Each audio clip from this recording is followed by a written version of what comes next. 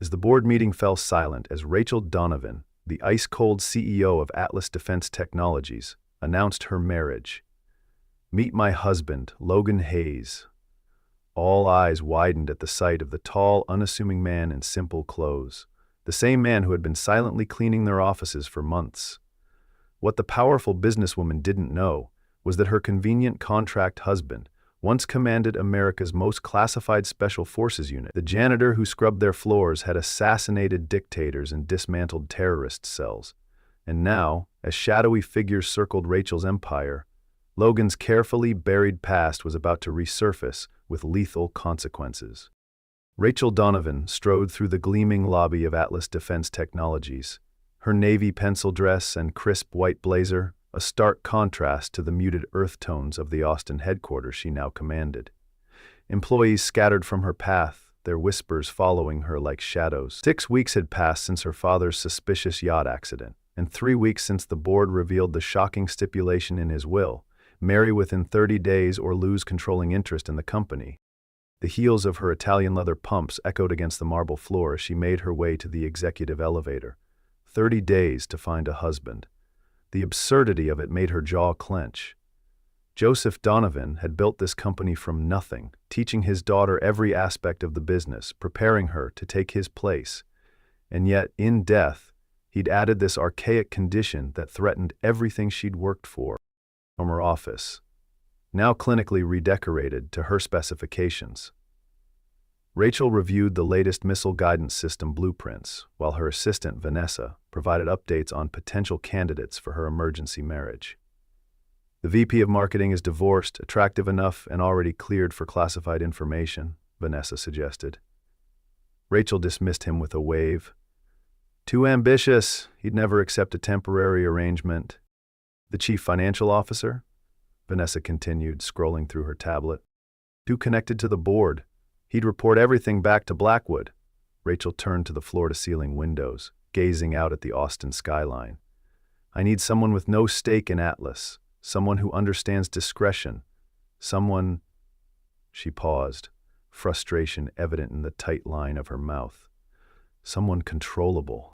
That evening, after reviewing 7 potential husband candidates and finding fatal flaws in each, Rachel escaped to a small dive bar miles from the corporate district, a place no one would recognize the Ice Queen of Atlas.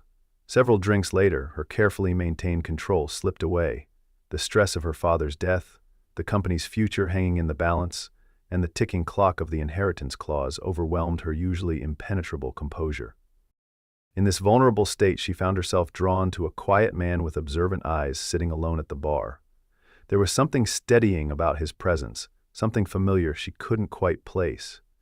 Logan Hayes listened without judgment as she vaguely described her predicament, his calm demeanor a contrast to her emotional turmoil. "Sometimes the most impossible problems have the simplest solutions," he said, his voice a low rumble that seemed to cut through the noise of the bar. Rachel studied him more closely. Broad shoulders beneath a simple gray t-shirt, strong hands wrapped around his whiskey glass, a thin scar along his jawline. His eyes held something she recognized, the careful watchfulness of someone who had seen too much.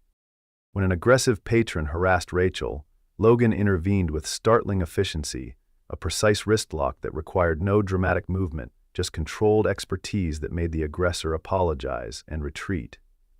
The combination of alcohol, emotional release, and this stranger's unexpected protection lowered Rachel's carefully constructed defenses. "Where did you learn to do that?" she asked, moving closer to him at the bar. Logan shrugged, his expression revealing nothing. "Here and there. You pick things up." The night became a blur of confessions and connection, culminating in an impulsive invitation back to her penthouse. Morning brought clarity and shock. Logan was part of the maintenance staff at Atlas, the quiet janitor she'd passed 100 times without noticing. Rather than the embarrassment most CEOs might feel, Rachel saw opportunity in this compromising situation. A man with no connections, no ambitions, someone she assumed was a compliant failure, who could be easily controlled and compensated. She watched him from the doorway of her bedroom as he stood by the floor-to-ceiling windows, silhouetted against the morning light, his military straight posture at odds with his supposed station in life. Something didn't quite add up about Logan Hayes, but Rachel was too focused on her immediate problem to dig deeper. She proposed her contract marriage over coffee. 1 year, generous monthly payments, separate lives, and absolute discretion. Logan considered her with those unreadable eyes before agreeing, with one condition: no background checks beyond the standard employment screening he'd already passed. "Everyone has things they'd rather leave behind," he said. Rachel, assuming he had minor legal troubles or debts, agreed. The arrangement seemed perfect: a compliant husband with no interest in her company and no power to threaten her position. They married quietly 3 days later at the county courthouse. Logan in a borrowed suit, Rachel in a simple white dress that betrayed nothing of the business transaction taking place. As they signed the papers, neither noticed the man photographing them from across the street, nor the encrypted message he sent: "Target has changed patterns. New variable introduced." Rachel's announcement of her marriage sent shockwaves through Atlas. Board members exchanged skeptical glances as Logan stood quietly beside her in his first and only designer suit. Marcus Blackwood, her father's oldest friend and board chairman, studied Logan with suspicious eyes. "Quite the whirlwind romance," he remarked, his handshake with Logan lingering as if assessing something. Logan met his gaze with practiced blandness, revealing nothing. "When you know," Rachel replied with a practiced smile, her hand resting possessively on Logan's arm. The board members nodded, some with obvious relief. The inheritance clause satisfied, their positions secure. Only Blackwood seemed troubled, his eyes narrowing as he watched Logan's careful movements around the room. To maintain appearances, Logan moved into Rachel's sterile penthouse apartment. She established clear boundaries: separate bedrooms, minimal interaction, no interference in her work. Logan complied without complaint, continuing his janitor position despite her suggestion that he take a paid leave. "I prefer to earn my keep," he said simply. Rachel misinterpreted this as the pride of a simple man, unaware that Logan needed access to the building to investigate his own suspicions about Atlas. Their initial weeks together established a rhythm of careful avoidance. Rachel rose at 5 in the morning for her punishing fitness routine before 14-hour workdays. Logan worked night shifts, moving silently through the building while executives worked late on classified projects. In rare moments at the apartment, Rachel found herself disconcerted by Logan's efficiency, the way he observed and adapted to her habits without discussion, anticipating needs she never expressed. When Rachel struggled with insomnia, she came home to find perfect cups of chamomile tea waiting. When she skipped meals during intensive work periods, nutritious food appeared in her office refrigerator. Logan required nothing, explained nothing, his quiet confidence both comforting and irritating to a woman who prided herself on needing no one. One night, returning earlier than usual, Rachel found Logan doing precise military push-ups in the living room, his movements so fluid and controlled they appeared effortless. He stopped immediately upon seeing her, rising to his feet with a grace that seemed incongruous with his supposed background. When questioned, he mentioned only that "staying fit helps me work better." Rachel let it go, but filed away this inconsistency with others she'd begun to notice. Their first real clash came when Rachel hosted a dinner for potential military clients. Logan, whom she intended to keep away, stepped smoothly into the role of host when her social anxiety threatened to derail the evening. His unexpected knowledge of military protocols and defense systems, which he attributed to reading a lot, charmed the generals. Rachel was simultaneously grateful and furious at being upstaged, confronting him afterward about overstepping boundaries. "You were drowning," Logan said simply. "I just kept you afloat." "I don't need rescuing," she snapped. "Everyone does sometimes," he responded, something like old pain flicking in his eyes before his expression returned to neutral. Before she could demand further explanation, he'd retreated to his room, leaving Rachel with the unsettling feeling that she'd glimpsed something genuine beneath his carefully maintained facade. Meanwhile, Logan conducted his own investigation during his maintenance rounds. He discovered unusual security gaps in Atlas's systems, encrypted communications that bypassed official channels, and mysterious shipments of technology that matched patterns he recognized from his former life. He began to suspect that Rachel's father's death was neither accident nor coincidence, and that Rachel herself might be in danger from forces within her own company. During late-night shifts, Logan slipped into secure areas using the access his janitor's position provided, downloading server logs and photographing shipping manifests.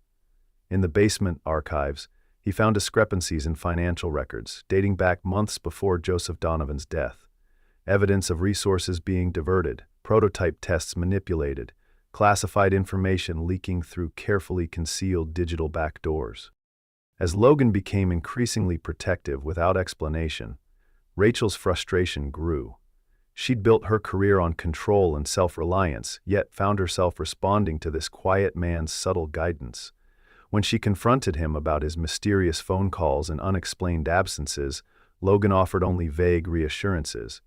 The tension between them built, professional and personal boundaries blurring despite their efforts to maintain distance. 3 months into their arrangement, Rachel secured a lucrative Department of Defense contract for a revolutionary drone targeting system, cementing her position as CEO. The celebration at Atlas headquarters became a high-profile event with military officials, board members, and technology partners in attendance. Logan, still maintaining his janitor cover, watched from the periphery as Rachel commanded the room in a striking blue gown, finally accepted in her father's world. From his position near the service entrance, Logan's trained eye cataloged potential threats: the catering staff with unexpected access to secure areas, security personnel whose positioning left blind spots in coverage, a particular guard whose communication patterns and movements seemed off protocol. Something felt wrong, triggering the hypervigilance that had kept him alive through countless operations. During her keynote speech, Logan noticed a security guard whose movement patterns didn't match standard protocols. As the guard positioned himself near Rachel, with one hand inside his jacket, Logan abandoned his cover identity without hesitation. He moved with controlled precision through the crowd, reached Rachel just as the guard drew a concealed weapon, and smoothly redirected the attack. The bullet grazed Logan's arm instead of finding Rachel's heart. In the ensuing chaos, Logan neutralized the assassin with military efficiency, his movements betraying years of combat training. Rachel watched in shock as her unassuming husband transformed into someone unrecognizable, commanding, lethal, and absolutely controlled in crisis. When additional security arrived, Logan had already disappeared from the scene, leaving Rachel to deal with police and questions she couldn't answer.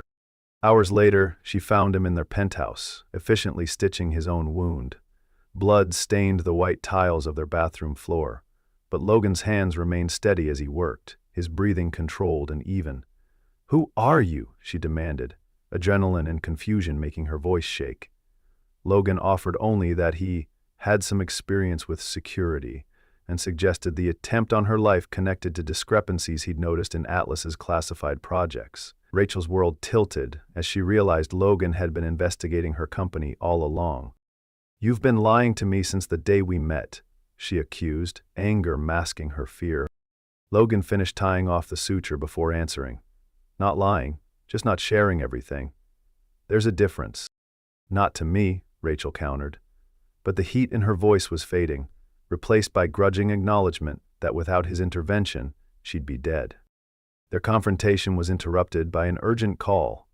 Atlas's servers were being breached, sensitive weapon designs targeted.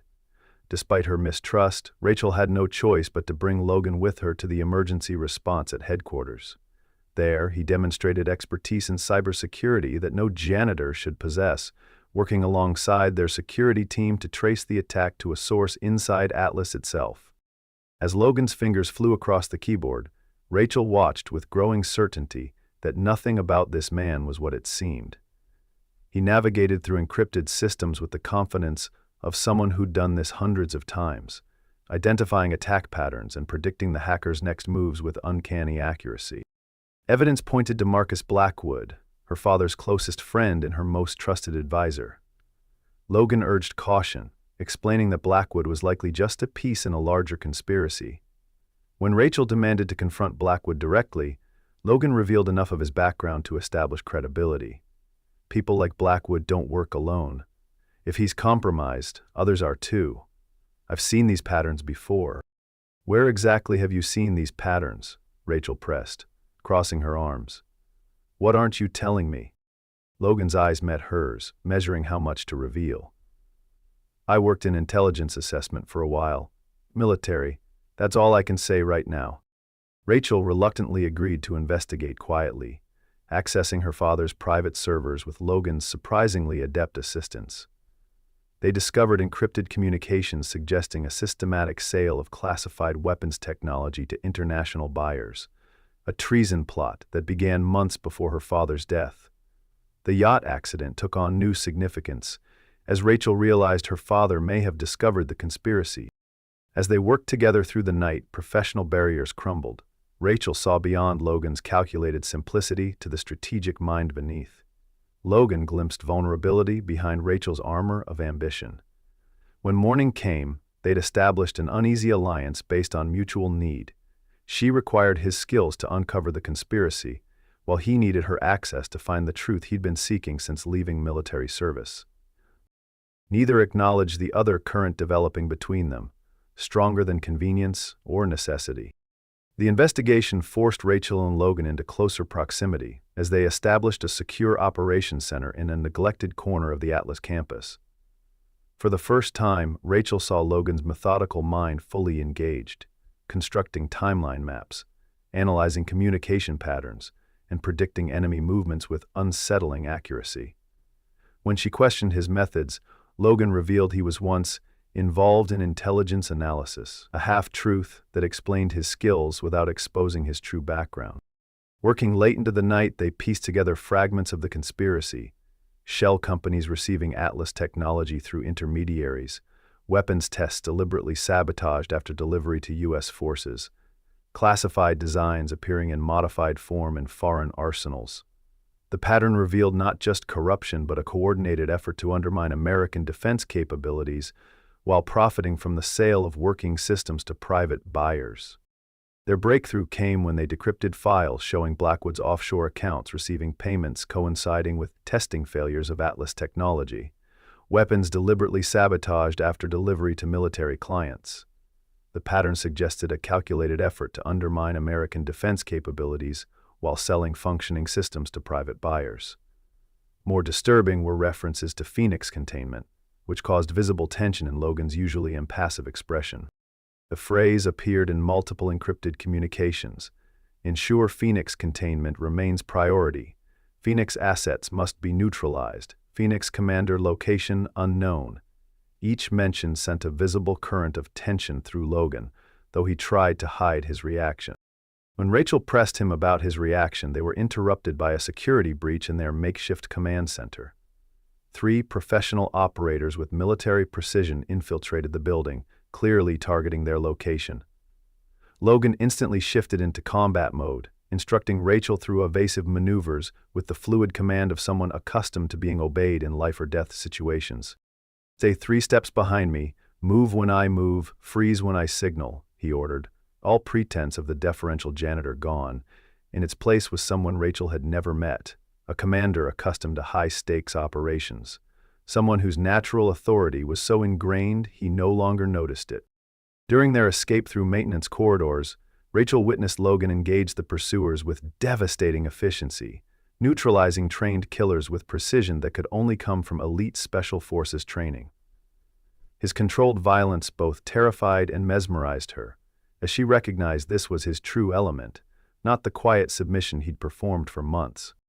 One attacker came at Logan with a combat knife. He redirected the momentum, disarmed the man, and incapacitated him with a precisely applied chokehold, all in under 5 seconds. Another fired at them from the end of a corridor.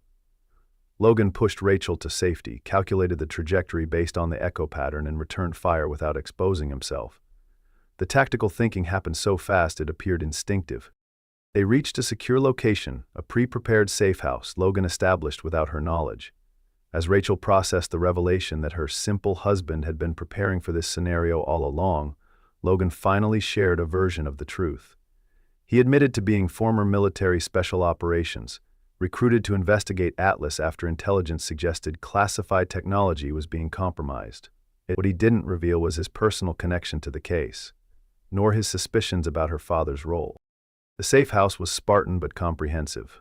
Secure communications, weapons cache, medical supplies, multiple escape routes. Everything spoke of meticulous planning by someone who'd done this many times before. Rachel took in the environment, connecting these new pieces to the puzzle that was Logan Hayes. "Your father contacted someone in my former chain of command weeks before his death," Logan explained as he secured the perimeter. "He suspected internal sabotage but didn't know who to trust. I was sent to establish a position within Atlas to investigate quietly." "And marrying me? Was that part of your mission parameters?" Rachel asked, anger masking the deeper hurt of betrayal. "No," Logan answered with rare emotional honesty. "That was unexpected. An opportunity for closer access, yes, but not planned." As Rachel grappled with these revelations, Logan received an encrypted message from a former teammate warning that Sable Phoenix is compromised, and primary targets include Atlas leadership. Rachel didn't understand the terminology, but Logan's reaction, a momentary break in his careful control, told her this was critical information from his past. Before she could demand further explanation, surveillance footage from her penthouse revealed Blackwood and security teams searching their home. More disturbingly, they discovered listening devices in Rachel's personal items. Her presence had been monitored for months, possibly since before her father's death. The conspiracy was larger and more entrenched than either suspected. "They've been watching me all along," Rachel whispered, the violation hitting her harder than she expected. The thought that her most private moments, her grief over her father, her vulnerability, all had been observed by enemies masquerading as allies, made her physically ill. Logan's hand found her shoulder, steady and grounding. "But they didn't see you," he said quietly. "Not the real you. I've watched you too, Rachel. The person I've seen. They have no idea who they're really dealing with." As they processed this information, the undeniable chemistry between them ignited in the confined space of the safe house. Anger, adrenaline, and months of suppressed attraction culminated in an intimate encounter that surprised them both with its emotional intensity. Afterward, in a rare moment of vulnerability, Logan shared fragments of his past.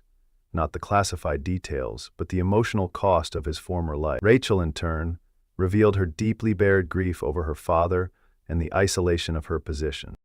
"I haven't trusted anyone since my parents died," she admitted, her voice barely audible in the darkness. "Not fully, not even my father toward the end. He was keeping secrets too." "Trust is a luxury in our worlds," Logan replied, his fingers tracing absent patterns on her shoulder. "But sometimes it's also a necessity." This new connection was immediately tested when Logan's secure communications system alerted them to another attempt on Atlas servers, this time targeting the prototype database where the company's most advanced weapons research was stored. The following days established a new dynamic between them.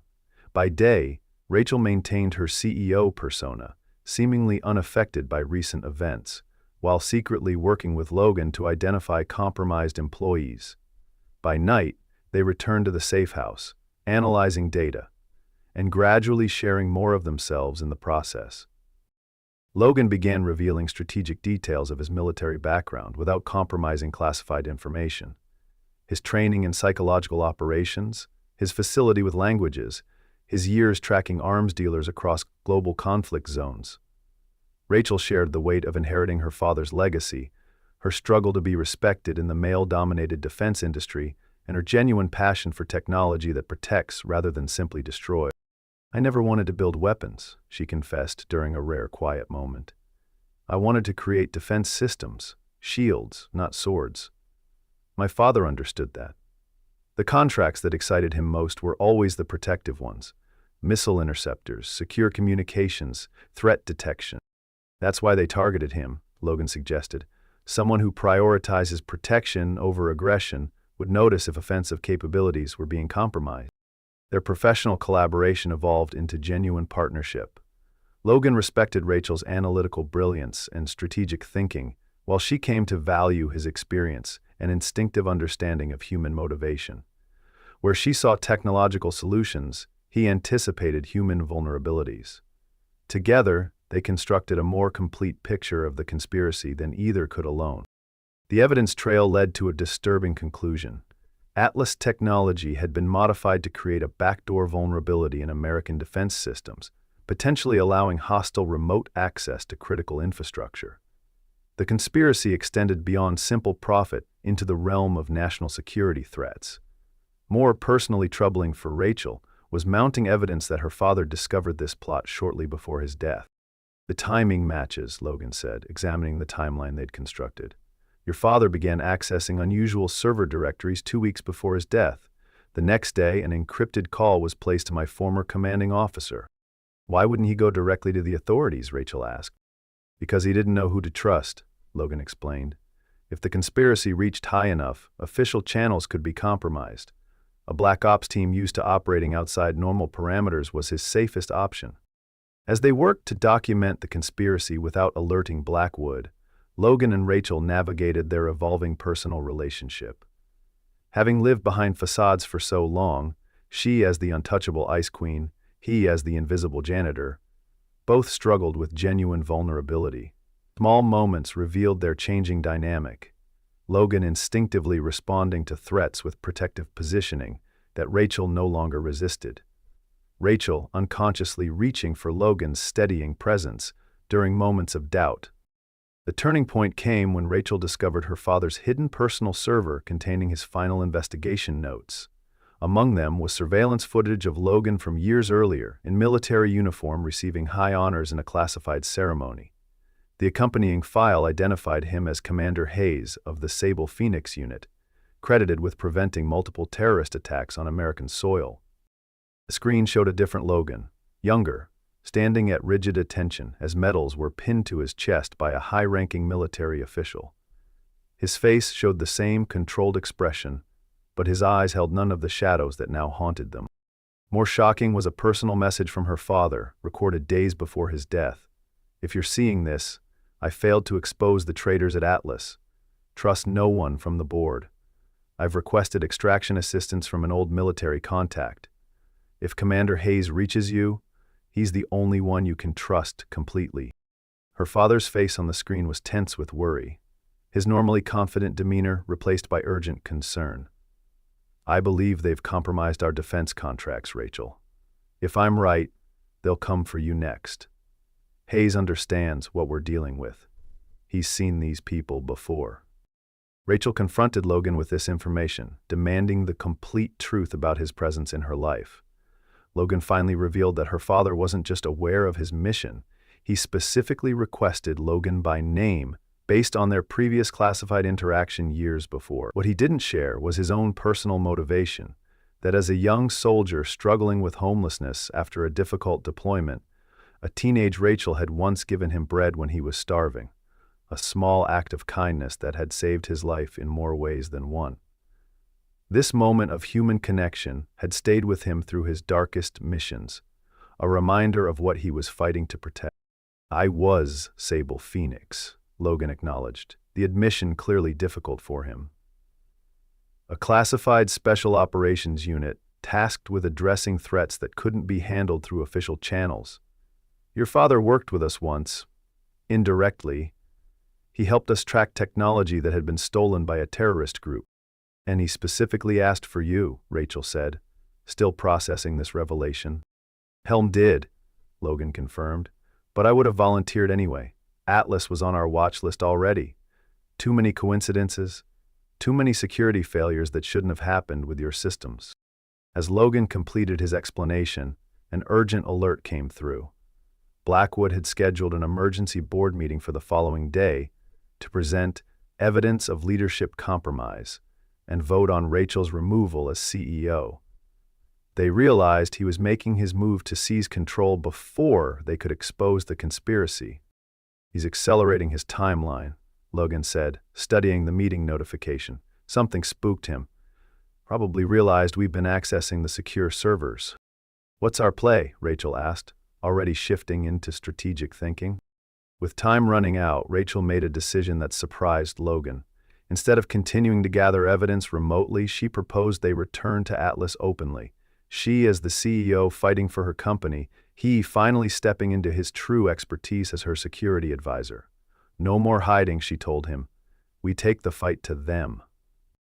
That night, as they prepared for the confrontation ahead, the careful walls between them finally dissolved completely. Their physical connection now carried the weight of genuine emotional investment, each recognizing something essential in the other, a matching steel beneath their different exteriors. "Whatever happens tomorrow," Rachel said, as they lay together in the darkness, "this stopped being just a contract a long time ago." Logan's fingers intertwined with hers, his usual reserve giving way to quiet certainty. "For me, it was never just a contract." The Atlas boardroom fell silent as Rachel entered with Logan at her side, no longer in janitor's clothes but wearing a tailored suit that did nothing to disguise his military bearing. Blackwood's momentary shock quickly shifted to calculated pleasantness. "Rachel, we were just discussing some security concerns, and I see you've brought—" "Your husband?" "My head of personal security," Rachel corrected smoothly. Given recent events, the board shouldn't object to extra protection. The meeting began with Blackwood presenting evidence that Rachel had been sharing classified information with outside parties, doctored communications designed to frame her for the very crimes he'd committed. As board members murmured with concern, Rachel maintained perfect composure, allowing Blackwood to build his case before systematically dismantling it. The boardroom air grew tense as Blackwood displayed fabricated emails supposedly showing Rachel offering classified technology to foreign buyers. Several board members exchanged troubled glances, while others watched with expressions that suggested they already knew what was coming. "These are serious accusations, Marcus," Rachel said when he finished, her voice steady despite the stakes. "If they were true, fortunately we have evidence of a different narrative." She presented counter-evidence of Blackwood's offshore accounts and suspicious timing of prototype failures. When Blackwood attempted to dismiss these as coincidences, Logan stepped forward to display intercepted communications between Blackwood and known arms dealers. The boardroom erupted in accusations and denials. "This is absurd," Blackwood blustered, though his confidence was visibly shaken. "You're trying to deflect from your own treason by accusing me, your father's oldest friend." "My father," Rachel replied with deadly calm, "began investigating you weeks before his death. We have his records."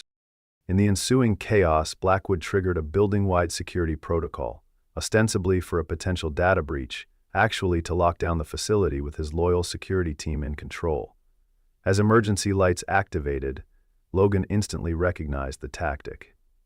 "He's isolating the building. This isn't containment. It's preparation for elimination of witnesses." Red warning lights flashed throughout the Atlas complex as security doors automatically sealed, trapping employees in separate sections of the building. Over the public address system, Blackwood's voice announced, "A critical security breach requiring immediate lockdown procedures," while security teams loyal to him moved to secure key areas. What followed was a carefully orchestrated battle throughout the Atlas complex. Logan coordinated with trusted security personnel, while Rachel used her override codes to maintain system access. Blackwood, revealing the ruthlessness beneath his avuncular facade, broadcast evidence implicating Rachel in her father's death while deploying tactical teams to eliminate both her and Logan. The confrontation forced both protagonists to fully embrace their true selves.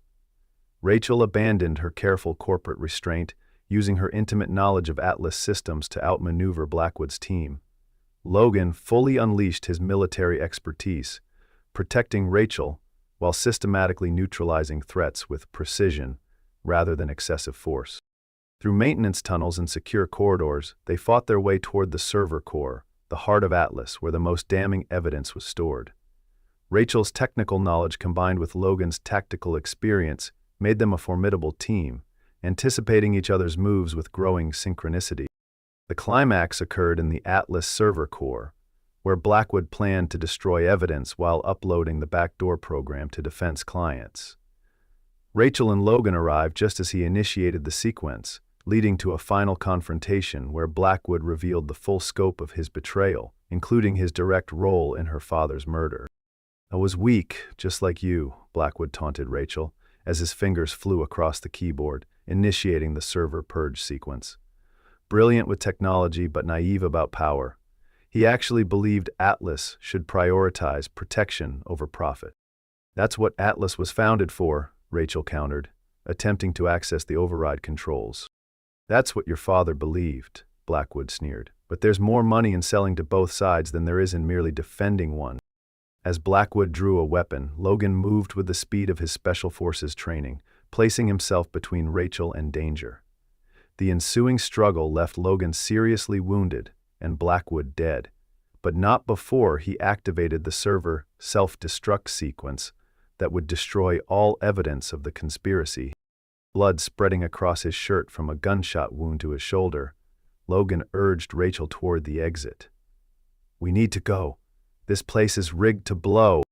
With the facility evacuating and systems failing, Rachel had to make an impossible choice. Escape with Logan to get him medical attention, or remain to override the destruction sequence and preserve the evidence needed to clear her name and expose the larger conspiracy. Logan, despite his injury, insisted she save the evidence. "Some things are worth the sacrifice."